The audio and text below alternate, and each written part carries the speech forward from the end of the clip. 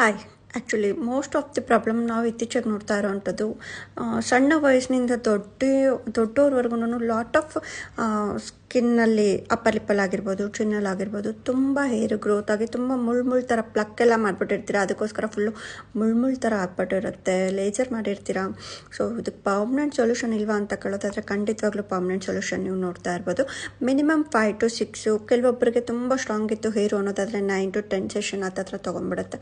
So ಈ session ತೊಗೊಳ್ತಾ ನಿಮಗೆ ಫುಲ್ ಓವರಾಲ್ ಕಂಪ್ಲೀಟ್ ಫುಲ್ಲು ನಿಲ್ಲಾಗಿ ಸ್ಟಾಪ್ ಆಗೋವಂಥದ್ದು ಪರ್ಮನೆಂಟ್ ಹೇರ್ ರಿಮೂವಲ್ಲು. ಸೊ ಯಾರೆಲ್ಲ ಫೇಸ್ ವ್ಯಾಕ್ಸಿಂಗ್ ಮಾಡಿಸ್ತೀರಾ, ಫುಲ್ ಸ್ಕಿನ್ ರ್ಯಾಶ್ ಆಗಿಬಿಟ್ಟಿರುತ್ತೆ, ಅವರೆಲ್ಲರೂ ಪರ್ಮನೆಂಟ್ ಸೊಲ್ಯೂಷನ್ ಅಂತ ಅಂದರೆ ಬಂದು ಆರಾಮಾಗಿ ಪರ್ಮನೆಂಟ್ ಹೇರ್ ರಿಮೂವಲ್ನ ಮಾಡಿಸ್ಕೊಂಡು ಹೋಗ್ಬೋದು. ಸೊ ಇದರಿಂದ ನಿಮ್ಗೆ ಯಾವುದೇ ರೀತಿ ಸೈಡ್ ಎಫೆಕ್ಟ್ಸ್ ಆಗೋದಿಲ್ಲ.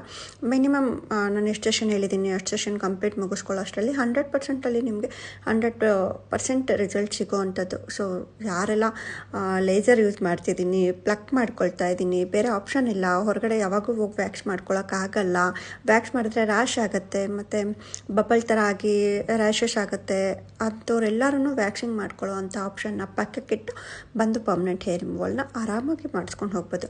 ಸೊ ನಮ್ಮ ಸ್ಟುಡಿಯೋ ಲೊಕೇಟ್ ಆಗಿರೋದು ಬಂದು ಚಿಕ್ಕಲ್ಚಂದ್ರ, ನಿಯರ್ ಬನಶಂಕರಿ ಮೆಟ್ರೋ ಸ್ಟೇಷನ್ ಹತ್ತಿರದಲ್ಲೇ ಇದೆ. ಸೊ ಡೀಟೇಲ್ಸ್ ಕೊಟ್ಟಿದ್ದೀನಿ. ಯಾರೆಲ್ಲ ಪರ್ಮನೆಂಟ್ ಹೇರ್ ರಿಮೂವಲ್ ಮಾಡಿಸ್ಕೋಬೇಕು ಆರಾಮಾಗಿ ಬಂದು ಹೋಗಿ. Thank you.